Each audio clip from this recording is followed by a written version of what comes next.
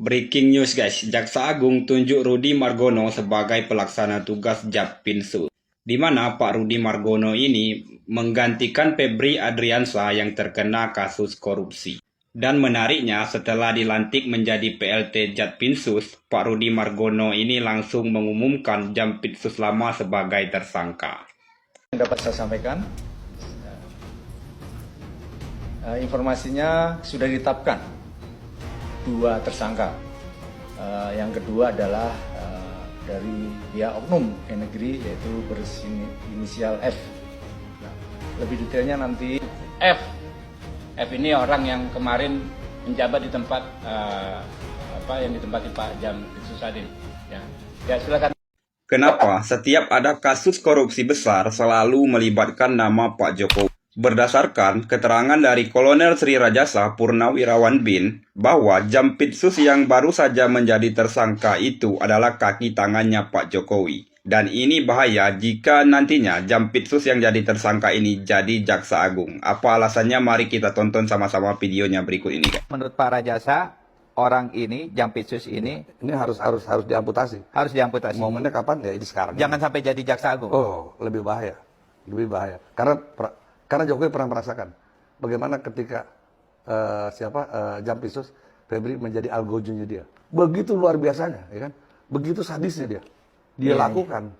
Artinya permintaan Jokowi. Artinya ada kepentingan politik di sana. Dalam rangka berbuat Golkar, sikat. Jadi kasus Asabri itu, Ya. di belakangnya ada kepentingan politik Pak Jokowi Ya. untuk merebut Golkar. Iya. Kenapa? Karena yang menggunakan dana Asabri adalah Erlangga, Ketua Golkar. Erlangga Hartanto. Iya. Kemudian di Jiwasraya, yang menggunakan dana Jiwasraya ada Bakri, pembina Golkar. Abu Rizal Bakri. Iya. Nah, disitulah dia mainkan, ya kan, upaya penegakan hukum dan tanda kutip. Gitu. Ngerinya, bagaimana Febri mendesain sebuah proses hukum yang tiba-tiba orang yang dikorbankan. Kedua orang ini nggak ada masalah. Karena apa? Karena memang dibiarkan, tapi disandera oleh Jokowi. Ya. Yang terjadi adalah bencok Direktur Asabri dan Direktur sebelumnya. Adam Damiri. Dan Sony, Legend Sony. Legend Sony. Dan semua keterangan ini saya dapat dari mereka semua, di penjara, Sukamiskin. Saya ingin tanyakan apa niat Jokowi membuka itu, kedua perusahaan itu, terhadap Golkar tuh, apa keinginan Jokowi terhadap Golkar? Kan kita tahu bahwa Jokowi ingin menguasai Golkar. Itu bisa dijadikan kendaraan dia kalau nanti dia untuk 3 periode, atau kalau sampai dia selesai jadi presiden, maka ada backup. Jadi dia menyingkirkan Airlangga dan Abu Rizal Bakri dengan kasus Asabri dan Jiwasraya dengan harapan Pak Jokowi bisa menguasai Golkar. Iya, ternyata bisa. Kan dia nggak jadi ketua umum. Dia memang tidak jadi, rencananya memang dia mau jadi. Awalnya pengen jadi ketua umum. Tapi kan kemudian dia taruh kaki tangannya, anteknya dia, Bahlil. Yang notabene bahwa orang Golkar udah gerah juga sama Bahlil. Karena dia itu adalah perpanjangan tangan Jokowi. Oh, tapi saya ulangin Pak. Awalnya itu Pak Jokowi yang mau jadi Pak ketua Jokowi umum. yang jadi ketua Golkar. Kenapa nggak berhasil? Ya karena dapat tekanan kan dari publik dan kader-kader Golkar. Oh. Kemudian disoronglah Bahlil. Seberapa yakin teman-teman dengan pernyataan dari Purnawirawan ini, dan akankah Pak Jokowi ikut terseret ke dalam kasusnya Jampitsus ini? Tulis pendapat teman-teman di kolom komentar. Ya, Jampitsus, kafe dan rumahnya digeledah, viral beritanya. Ada uang berkoper-koper, dolar Singapura, dolar Amerika, plus ada emas batangan kurang lebih 74 kilo. Ya, kisaran sekitar 1 triliun. Jampitsus yang namanya Febri Ferdiansyah ini ya, kalau ngomong mulutnya sok suci, sok malaikat, ya, sok perangi korupsi, ternyata hatinya iblis, jiwanya iblis, maling, bangsat, koruptor, nah gitu. Lagi-lagi inilah Konoha. Saya nggak punya bahasa lain kecuali inilah Konoha. Ya kan, dipenuhi dengan pejabat-pejabat yang maling, yang koruptor. Nah, dan anehnya setelah rumahnya digeledah, setelah kafenya digeledah, tiba-tiba rumahnya dijaga oleh tentara. Rumahnya ditapal betis oleh TNI. Nah, coba. Harusnya kan rumah itu disegel pakai cross polisi itu kan, disegel, ya tidak boleh masuk ya, atau disita dalam pengawasan macam-macam. Nah, tapi kan dijaga sama polisi, coba. Dijaga sama tentara. Ini masih menjadi misteri, sampai sekarang masih menjadi perdebatan. Piye kira-kira? Ini kalau kita ngomong keras, nanti ngeritik boleh, tapi harus ada etika. Coba, nganyelke enggak? Jadi habis, kata-kataku habis. Kalau aku punya santet dan nggak dosa itu tak santet semua pejabatnya itu, tanpa terkecuali. Dari atas sampai bawah tak santet semua. Ya kan, seandainya aku punya santet. Seandainya nggak ada hukum, tak celurit kabeh ndasit. Nggak sabar, ya, udah nggak punya bahasa lagi. Gimana ini? Mau manggil Prabowo? Halo Prabowo, capek, bosen. Apa? Wapres, apalagi. Coba. Ijazah palsu terus bergulir. Sekarang Nadiem Karim terus bergulir. Ya kan? Oke, kita biar nggak kemana-mana, kita fokus ke yang sekarang ini. Pripun? Boleh nggak dinepalkan? Boleh nggak di Sri Lankakan? Atau boleh nggak di Peranciskan? Nah, ngomong gini, Gus Nur radikal. Nanti saya yang kena delik. Repot kan? Repot, saudaraku. Ini Allahu Akbar. Allahu Akbar. Ini aku di penjara 4 tahun ini efeknya ini teman. Ini dulu aku kalau sebelum aku di penjara, kan aku sering ngonten gini kan tak banting laptopnya. Kalau nggak laptopnya, handphonenya tak banting. Ya kan meledak. Keluar semua tuh bahasa-bahasa kotor tuh.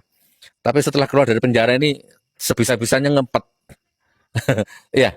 Oke, teman-teman, kapan digantung di Monas? Kapan? Koruptor-koruptor itu digantung di Monas kapan? Ayolah, jangan cuma digeledah, kan? Nanti di sidang, vonisnya sekian tahun, hilang. Sudah ya, jadi jelas ya. Jelas nggak? Ini Konoha. Pejabatnya bangsat semua. Maling semua, perampok semua. Ini Konoha ini. Masih kurang apa? Kalau ngeritik yang sopan gitu. Kalau ngeritik yang beretika gitu. Ngomong di depan saya tak culek matamu. Serius saya. Ya, serius. Nggak ada etika. Sama koruptor tuh nggak usah ngomong etika. Nanti kalau ngomong gini nanti di-banned YouTube-nya, dihapus videonya. Kan repot. Coba belajar sama India itu. India itu kalau bikin film, nggak tanggung-tanggung. Coba lihat film India itu. Ya kan, musim pemilu, bikin film pemilu. Diceritakan seborok-boroknya pejabat pemilu. Diceritakan. Ya kan, Polri, Polda, Polsek di India itu. Diceritakan vulgar. Nggak ada apa-apa itu, bebas. Coba di sini. Bikin film tentang bobroknya polisi, bobroknya tentara. Dilarang beredar filmnya. Kan gitu. Menceritakan bobroknya pejabat, dilarang beredar filmnya. Hah? Kan susah hidup. Mau berkembang bagaimana negara kalau gini? Jadi negara ini kompleks. Sudah ngeri sudah. Udah nggak ada obatnya, nggak ada rumusnya. Yang bisa menyembuhkan bangsa negara ini tsunami. Ya, tsunami seperti bandang Nabi Nuh itu loh. Disapu semua, mati kabeh kelelep. Itu baru sembuh Indonesia. Atau buminya tuh meledak. Tuh di istana sama di DPR tuh, sama di kantor jaksa itu, ya kan? Di Bariskrip itu buminya meledak, kantornya masuk, digulung sama likuifaksi, mati kabeh di kono. Itu baru. Sistemnya mati, komputernya mati, signalnya mati, sistemnya mati, kuabe mati. Kapolrinya mati, Kapoldanya mati, Jenderal TNI-nya mati, ya mungkin presidennya mati, wapresnya mati kabeh di kono baru selesai. Ketua-ketua partainya mati di situ baru selesai. Sembuh baru Indonesia ini. Ya, ini saking nggak nemu nih bahasa pisan. Nah, saya ngomong gini udah nggak nemu bahasa untuk menggambarkan betapa rusaknya ini, bobroknya ini Konoha ini. Pripun? Itu yang bisa menyembuhkan. Apa undang-undang nggak ada. Polri itu menurut undang-undang masa jabatan Polri itu cuma 5 tahun menurut undang-undang. Tapi Konoha ya kan dirubah undang-undangnya. Jadilah sekarang Listio Sigit itu udah 7 tahun nggak ganti-ganti. Hampir masuk 8 tahun ini. Undang-undangnya 5 tahun. Jadi apa mau diharap saudaraku? Wis ya, jadi biar nggak ngelantur, ini hanya meramaikan, menggugurkan hujahku di hadapan Allah besok. Jadi besok kalau aku dihisap sama Allah, kamu waktu jampit sus digeledah rumahnya, ketemu emas, kamu kok jegidek kayak Nur, cangkemmu, misalnya dihisap begitu. Aku punya hujah.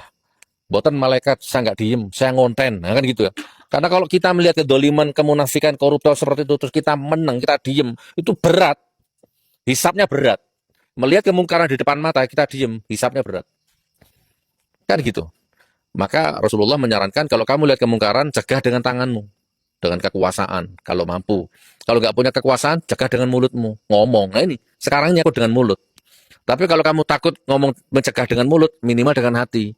Maksudnya aku ngamu walaupun di hati, protes. Tapi kata Rasulullah itu selemah-lemahnya iman. Nah ini sudah jegidek, lihat koruptor jegidek, Lihat wapres pembohong jekidek, presiden pembohong jekidek, kalau ada orang yang amar ma'ruf seperti ini malah dibully. Alah nur. Kan repot, di Konoha ini kan seperti ini. Oke saudaraku ya, semoga manfaat. Intinya, satu lagi Allah buka aibnya bangsa ini ya, satu lagi. Dan saya yakin akan hilang seperti kemarin-kemarin. Kurang apa? Hambalang kurang apa? Senturi kurang apa? Apalagi? Jiwasraya kurang apa? EKTP kurang apa? Banyak sekali korupsi-korupsi di Indonesia yang sampai sekarang nggak selesai. Nanti ini nggak selesai hilang lagi nih, digeledah malah dijaga sama tentara. Tapi kalau rakyat dikejar sama sensus, penghasilanmu berapa, rekeningmu berapa saldonya, gajimu piro, listrikmu piro, rakyat diubek-ubek sama sensus, matamu asu kabeh. 5 korupsi besar yang ditangani Febri Adriansa. 1. Kasus korupsi PT Timah yang menyebabkan kerugian negara mencapai 271 triliun rupiah. 2. Kasus korupsi Pertamina yang menyebabkan kerugian negara mencapai 193 triliun rupiah. 3. Kasus korupsi PT Asabri yang menyebabkan kerugian negara mencapai 22 triliun rupiah. 4. Kasus korupsi asuransi Jiwasraya yang menyebabkan kerugian negara mencapai 16 triliun rupiah. 5. Kasus korupsi minyak sawit mentah yang menyebabkan kerugian negara mencapai 11 triliun rupiah. Ketua MUI mengusulkan koruptor harus dihukum mati. Oke, aku setuju Pak, setuju. Bendo mikir Pak, sing arep korupsi ki bendo mikir 1000 kali, ngono aku korupsi dihukum mati. Jadi ra sida korupsi Pak, aku setuju. Sementara ini kan cuma di penjara tok Pak, sementara 5 tahun sampai 15 tahun metu isih duit akeh. Hasil korupsi wingi kuwi disimpen ning ngendi kan awake dhewe arti. Kan ora disita kabeh, ora dimiskinkan. Jadi dheweke metu ke penjara iki isih duit akeh. Makane nek ana korupsi tembak dor. Modar kabeh sing korupsi. Jadi negara iki maju ana sing korupsi, tembaki kabeh sing korupsi, modar sisan.